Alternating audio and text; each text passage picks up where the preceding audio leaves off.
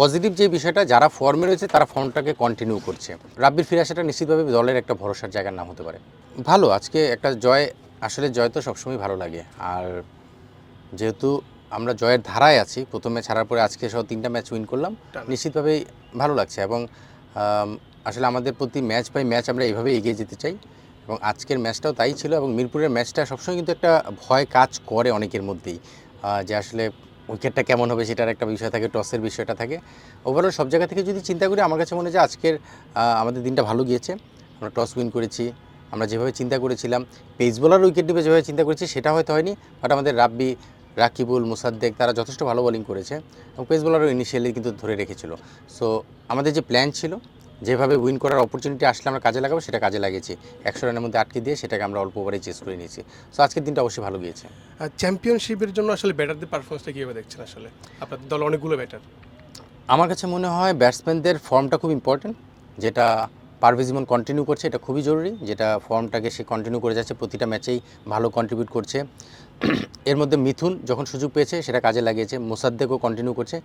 শান্তর ফর্মটা এখন পর্যন্ত সেভাবে পায়নি, গত ম্যাচে একটা কন্ট্রিবিউট করেছে বাট বড় করতে পারেনি। তবে মমিনুল কিছুটা স্ট্রাগল করছে, মমিনুল রানে ফিরে আসাটা আমাদের জন্য খুব ইম্পর্টেন্ট। বাট ওভারঅল কিন্তু ক্রিকেট এটাই হয়, আপনি একই দিনে বা একই সময়ে হয়তো সবাই একসঙ্গে ফর্মে থাকবে না, বাট পজিটিভ যে বিষয়টা যারা ফর্মে রয়েছে তারা ফর্মটাকে কন্টিনিউ করছে। সো এই জায়গা থেকে আমি মনে হয় যে ব্যাটাররা তাদের জায়গা থেকে ভালো কন্ট্রিবিউট করে যাচ্ছে এবং তাদের ফর্মটাকে খুব সিরিয়াসলি কন্টিনিউ করার চেষ্টা করছে। অনেক সময় হয় না যে একটা ব্যাটসম্যান ভালো রানে আছে বা ফর্মে আছে, একটু ক্যাজুয়াল হয়ে আউট হয়ে চলে আসতো, এই জায়গাটা ব্যাটাররা করছে না। সেই জায়গাটা তাদেরকে সতর্ক থাকার বিষয়টাই আমরা বারবার মনে করে দিচ্ছি, আমি স্পেশালি মনে করে দিচ্ছি যে ফর্মটাকে যেন লম্বা সময় ধরে ক্যারি করতে পারে, সেটা তারা খুব ডেডিকেটেডলি করছে।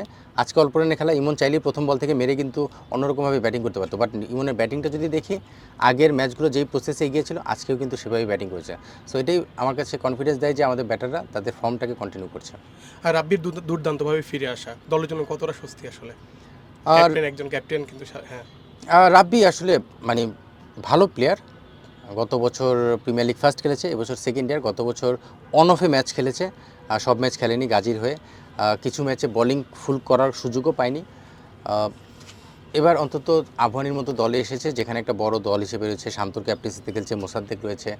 সো সেখানে নিজেকে পারফর্ম করে সবার সামনে নিয়ে আসার জায়গাটা আরেকটু ওপেন হয়েছে। আর রিসেন্টলি যেহেতু সে বিপিএল টিমে ছিল, ম্যাচ খেলার সুযোগ হয়নি, তার আগে এনসিএল টি20টা ভালো খেলেছে, তার আগে এইচপির হয়ে কিছু ভালো ম্যাচ খেলেছে, সব কিছু মিলে অনেকের নজরে রয়েছে, সিলেক্টরদের নজরেও রয়েছে। সো তার ভালো খেলাটা তার জন্য যেমন জরুরি, বাংলাদেশ ক্রিকেটের জন্যও জরুরি। সো সুনজরে রয়েছে বাংলাদেশ ক্রিকেটের জন্য, নিশ্চিতভাবেই তার এই পারফরমেন্সটা তাকে ব্যাক করবে এবং আজকের ফিরে আসাটা তাকে বেশ কনফিডেন্স দেবে, বিকজ গত 3টা ম্যাচ খুব আশানুরূপ বল করছিল না। সো আজকের এই বোলিংটার পেছনে কিন্তু কিছু ব্যাক অফ দ্য স্ক্রিনে কিছু কাজও করতে হয়েছে আমাদেরকে, সেই কাজটা আমরা সাকসেসফুলি করেছি, but still long way to go. আজকে উইকেটে একটু ফেভারও ছিল স্পিনারদের জন্য, সেটা কাজে লেগেছে। নিশ্চিতভাবে বিকেএসপিতে পরের ম্যাচ যখন খেলবো এই ফেভারটা হয়তো থাকবে না, সেখানে কীভাবে করে সেটা একটা দেখার বিষয় থাকবে, সেটার প্রিপারেশন তো আমরা ম্যাচের আগের দিন নিয়ে নিব। সো রাব্বির ফিরে আসাটা নিশ্চিতভাবে দলের একটা ভরসার জায়গার নাম হতে পারে। হ্যাঁ, আমরা 2 দিন আগে দেখলাম হচ্ছে 422 রান হয়েছে এখানে, এরপরে দেখলাম 69 রান, আর আজকে 100। হ্যাঁ, পিচ নিয়ে যদি কিছু বলতেন, এমন পিচটা ডিপিএল এর জন্য কতটা আসলে কার্যকরী? পিচ আসলে আমি এর আগের 2টা ম্যাচ সেভাবে দেখার সুযোগ হয়নি, আর পিচ নিয়ে কমেন্টস করতে চাই না কেন, মিরপুরের উইকেট নিয়ে কথা বলা আসলে সবসময় চ্যালেঞ্জিং।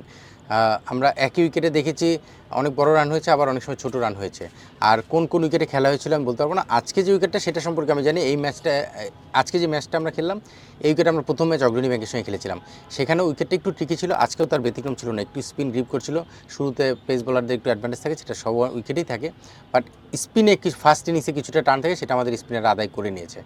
আর 400 রানের যে ইনিংসটা হয়েছিল সেখানে আমার মনে হয় যে নাইম শেখের এক্সট্রাঅর্ডিনারি ব্যাটিং ক্রেডিট দিতেই হবে, তবে বলাররাও কিন্তু এলোমেলো বল করেছে ওই ম্যাচ, আপনি যদি দেখেন সেখানে দেখবেন, আমার মনে হয় সেটাকেও বলতে হবে। তবে উইকেট ভালো ছিল, আসলে মিরপুরে এক একটা উইকেট এক এক রকম ক্যারেক্টার শো করে, সেটা আমরা আগেও দেখেছি। সো এই জন্য আসলে মিরপুরে কোন ম্যাচে কোন উইকেট ব্যবহার হচ্ছে সেটা আমি না দেখে না জেনে আসলে কমেন্টস করা ঠিক হবে না। সো আমার মনে হয় যে সেটাকে অ্যাডজাস্ট করেই প্লেয়ারদের খেলতে হবে।